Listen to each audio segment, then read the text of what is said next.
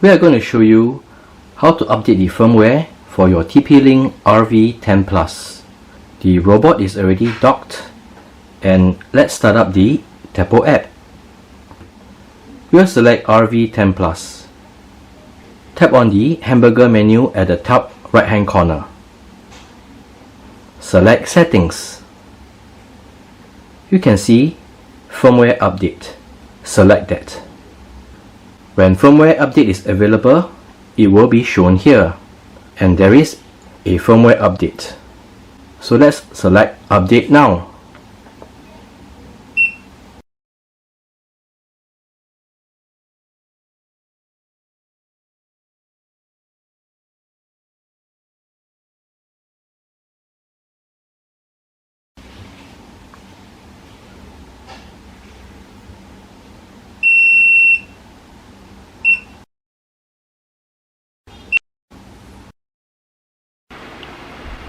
The robot will power cycle after the update.